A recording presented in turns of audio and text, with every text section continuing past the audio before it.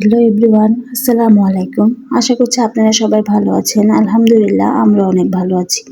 আজ সকাল সকাল ভাবলাম গরমের সময় পান্তা ভাত খেতে অনেক ভালো লাগে। তার জন্য আজ সকালেই ডিম ভাজা করে নিচ্ছি। এখানে পেঁয়াজ কুচি, কাঁচামরিচ কুচি, ধনিয়া পাতা সাথে দুটো ডিম দিয়ে ভালোভাবে ডিমটা পেঁয়াজের সাথে মিশিয়ে নিলাম। তারপর চুলাতে গরম তেলের ভিতরে এক এক করে ডিমগুলো আমি ভেজে নামিয়ে নিলাম। তারপর আমরা সবাই সকালে ডিম ভাজা দিয়ে পান্তা ভাত খেয়ে নিয়েছি। অনেক মজার হয়েছিল আজ সকালের নাস্তাটা। গরমের সময় পান্তা ভাত খেলে শরীরটাও ঠান্ডা থাকে। এখন দুপুরে রান্নাটা বসিয়ে দিব। প্রথমে এখানে উস্তে ভাজি করে নেব। তার জন্য এখানে পরিমাণ মতন তেল, পেঁয়াজ কুচি দিয়েছিলাম। তারপর উস্তাগুলো দিয়ে ভালোভাবে অনেকক্ষণ ভেজে উস্তা ভাজাটা নামিয়ে নেব। পান্তা ভাতের সাথে কিন্তু উস্তা ভাজা খেতেও অনেক মজার হয়। এর পাশাপাশি আমাদের জমিন থেকে শাক নিয়ে এসেছিল, সেই শাকগুলো আজ রান্না করা হবে। তার জন্য এখানে শাকগুলো পরিষ্কার করে ধুয়ে একটা পাতিলায় কাঁচামরিচ, রসুন সব কিছু একসাথে দিয়ে ভালোভাবে শাকটা রান্না করে নিয়ে নামিয়ে নিলাম। এই শাকটা খেতে অনেক মজার হয়েছিল। এর সাথে একটি মাছের ঝোলও রান্না করব। তার পাশাপাশি মসুরির পাতলা ডালও রান্না করব। প্রথমে আমি মাছের ঝোলটা রান্না করে নেব। তার জন্য এখানে মাছের ওপরে হলুদ, মরিচ, লবণ সব কিছু একসাথে মেখে তারপর আমি কড়াইতে পরিমাণ মতন তেল দিয়ে মাছগুলো দিয়ে ভালোভাবে লাল লাল করে ভেজে নামিয়ে নিলাম।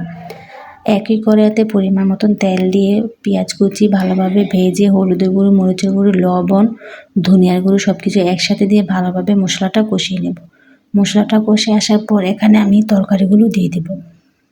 তরকারিটা দেওয়ার পর ভালোভাবে অনেকক্ষণ কষিয়ে নিতে হবে। এই তরকারি থেকেই পানি বের হবে। সেই পানিটা দিয়ে তরকারিটা কষানো হয়ে যাবে। তরকারিটা কষানো হয়ে গেলে আমি এখানে অনেকগুলো টমেটো কাটা দিয়ে দেব।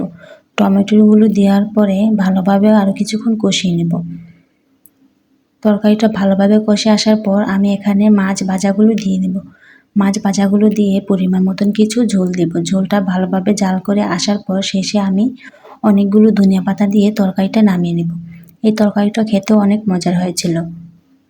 এর পাশাপাশি আমি মুসুরির ডালটা বসিয়ে দিয়েছিলাম। মুসুরির ডাল পরিমাণ মতন পানি, টমেটো, হলুদের গুঁড়ো, মরিচের গুঁড়ো, লবণ সব কিছু একসাথে দিয়ে ভালোভাবে মুসুরির ডালটা বসিয়ে দিয়েছি। এর কিছুক্ষণ পর মুসুরির ডালটা আমার রান্না করা হয়ে গেল। শেষে কিছু রসুন কুচি দিয়ে মুসুরির ডালটা বাগার দিয়ে দিয়েছি। তারপর ধনিয়া পাতা দিয়ে মুসুরির ডালটা নামিয়ে নিলাম। তারপর আমরা সবাই একসাথে বসে দুপুরের খাবারটা খেয়ে নিয়েছি। বিকেলে সন্ধ্যার সময় আমরা কিছু নাস্তা খেয়েছিলাম, মুড়ি এবং চানাচুর।